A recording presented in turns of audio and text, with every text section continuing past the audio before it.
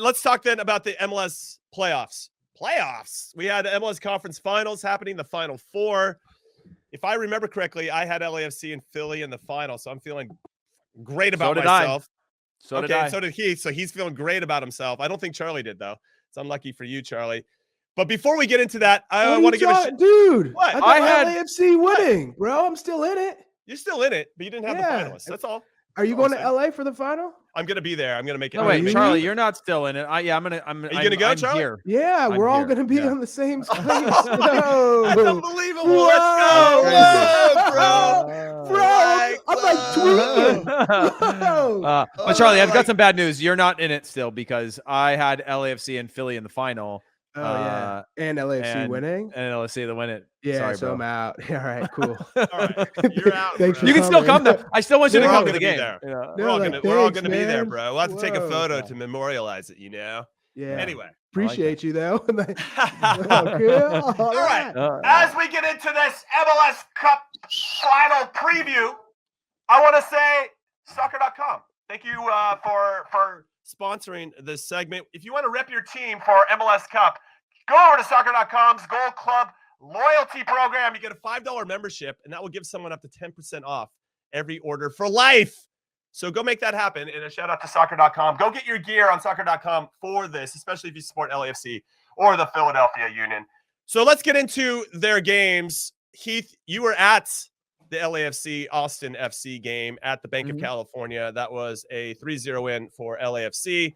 There was a shout for some penalty for Austin FC. I understand why they would be upset about that, but on the balance, LAFC deserved to win the game. I thought the tactics from Steve Cherundolo and his squad were perfect. They had basically their wingers running from outside in behind the center backs that were getting sucked in, and it worked every single time. Like, when is Austin going to ever adjust? It can't all be on the coach who can only do so much from the sideline.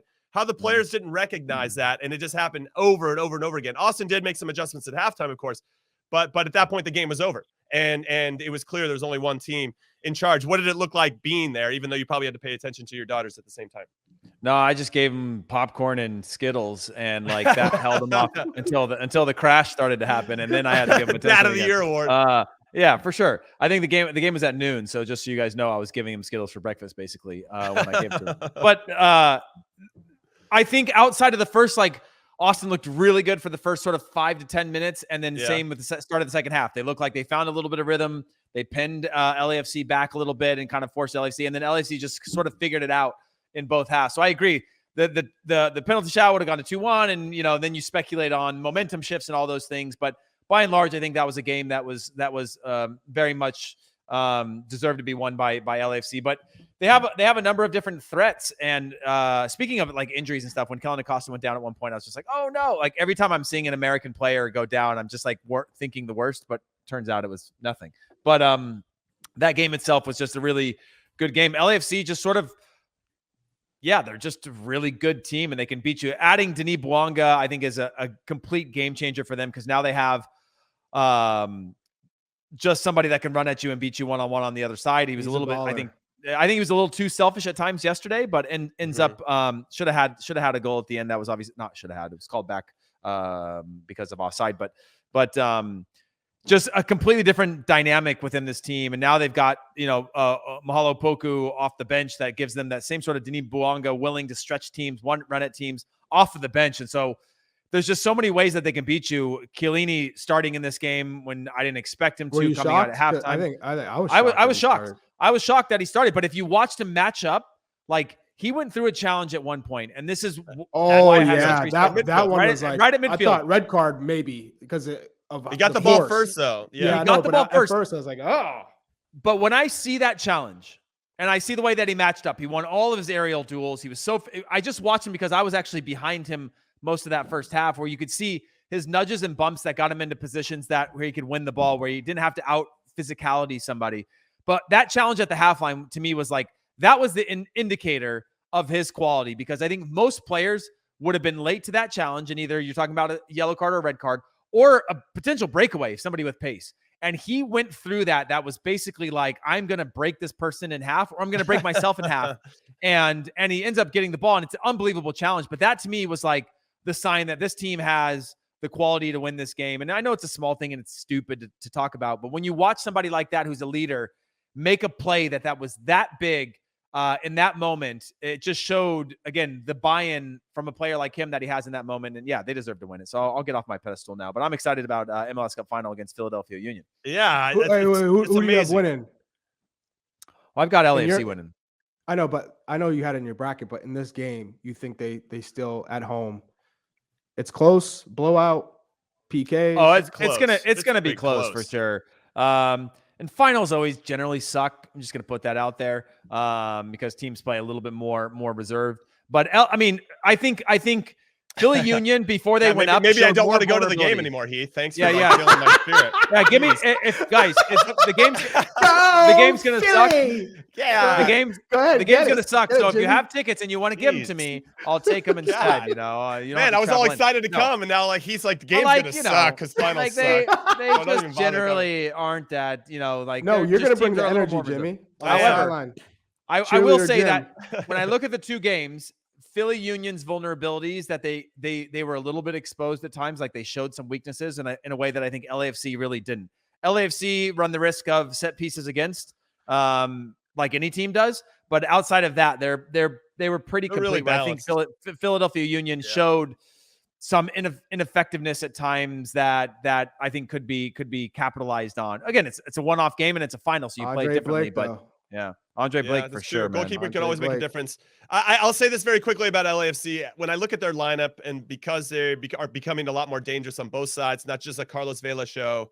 You got Buanga, you got Arango up top, who's obviously scored the first one on set pieces. Good to see them scoring set pieces again. And then they're just the midfield. Ilie Sanchez, excellent player.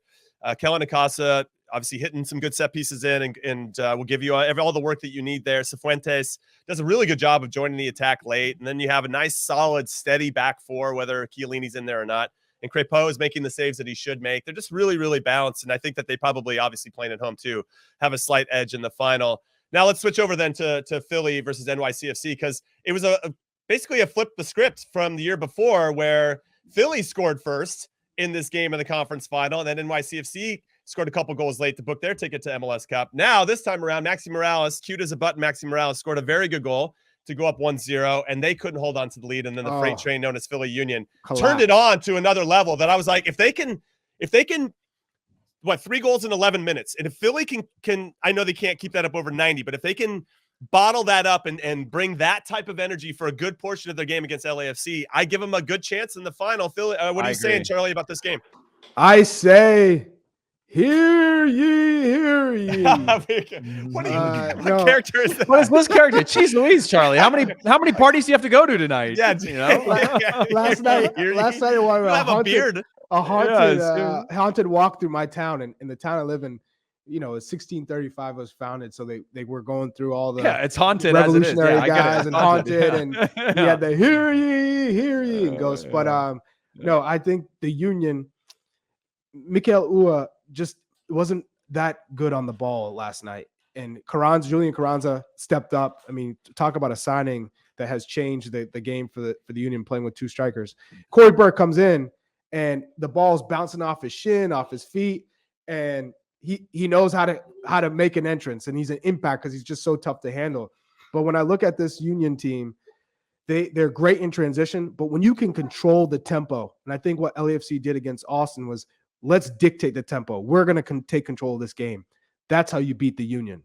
And at home, I feel LAFC are going to have the possession, which Philadelphia Union are fine with. They try and just expose you when they can, and they are aggressive in their press. But once you beat that press, LAFC controls the game, slows down the tempo, and that neutralizes the Union quite a bit. So I think from that standpoint, LAFC are well suited to win this game at home. What's interesting is Philadelphia Union had 34% possession in a home game at home, to book their ticket to MLS Cup. They're very comfortable with not having the ball, and then obviously they can be devastating on the counter. And when you bring a Corey Burke off of the bench and when you're tired a little bit, I could see how that could be impactful. I just wonder if Jim Curtin, the manager of Philly, might utilize him sooner if the game's a little bit more, not saying the balance per se, because he brought him in when they were still trying to go on and win the game. But Once they got one though, Jimmy, like you could feel that confidence they have momentum, that's baby. making Yeah, them yeah. score That's crazy true. amounts of goals this year, where they score one and then like all of a sudden everybody becomes automatic from anywhere. And it's pretty crazy. Yes. Like if they get one, LAFC are not beating But Philadelphia think Union. of that poor substitution from New York City FC last night. The timing of that on the set piece, Yeah. and then boom, goal, and then it was done. So I think the coaching is one area of what kind of brought NYCFC down this year is the lack of ideas at times, or poor timing with substitutions, or not putting players in the right position to succeed. I think towards the end of the year, he started to implement the guys in the right spaces. Santi Rodriguez is a phenomenal player. And then you look at Gabi Pereira, how they were able to work well together. But last night, Gabi Pereira had an off night. And then he just, once they got that goal, you can't make the substitution on a set piece. Yeah. Yeah. That's Boom. You know what I'm saying? I know, and then it changes the game. Far out. It's Changes over, the game. dude. Changes the game.